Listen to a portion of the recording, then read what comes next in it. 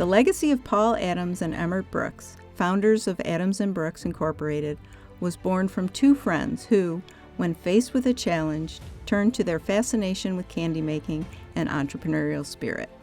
Emmert Fenger Brooks was the son of Dr. Albert Brooks and Caledonia Young, the middle child with an older sister Lucille and a younger sister Jane.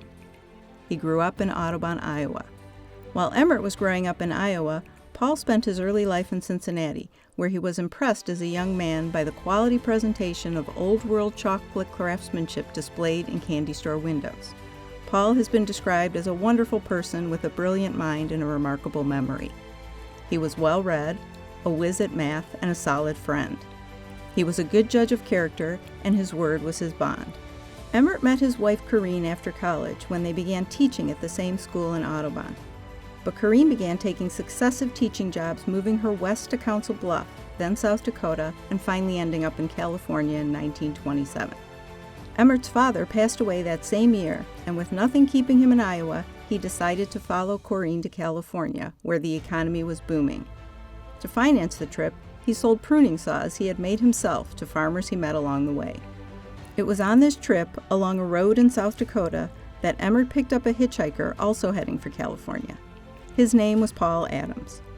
When they stopped in Denver, Paul took the car out to the farmers in the area and sold the rest of the pruning saws. Emmert was impressed, and a lifelong friendship was born. When Emmert arrived in California, he found a job at Bach Aircraft and married Corrine on June 23, 1929. They have a son, John, who was inducted into the Candy Hall of Fame in 2008. He kept in touch with Paul, who had various jobs during this time and regularly traveled back to Cincinnati to visit his family. In early 1932, Bach's Santa Monica factory was destroyed by fire. The company was out of business, and Emmert was out of work.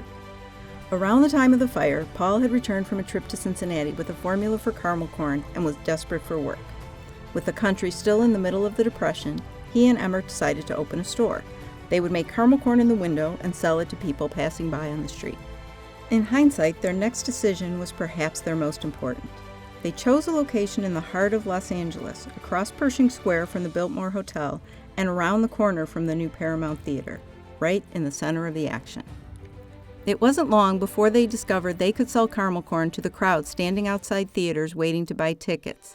Soon, selling so much popcorn, they set up a corn processing plant in Lawrence, Kansas. Recognizing that they could now handle the volume, they began seeking out other venues where people were gathering. The city's new Pan Pacific Auditorium, built in 1935, was home to events including the Ice Capades as well as basketball games. In Exposition Park, massive circus tents were being erected for auto shows and sportsman shows. And when people gathered for these events, Emmert and Paul were there selling their caramel corn.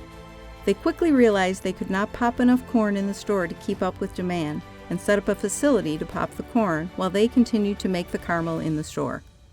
In the 1940s, after the war, the Los Angeles County Fair reopened and became the largest county fair in the country, with crowds reaching 160,000 in a single day.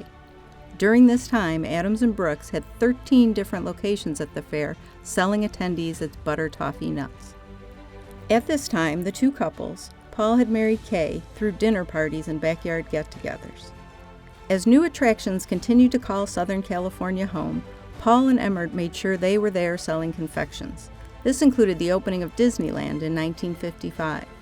In fact, here we see the Adams and Brooks team accepting an award for the store at Disneyland with the best Christmas decorations.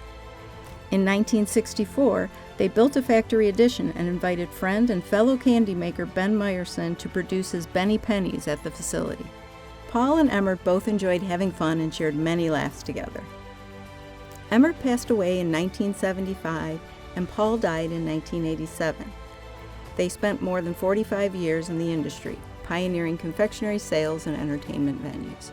Ladies and gentlemen, please welcome Emmert's son John as he helps us induct Paul and Emmert into the Candy Hall of Fame.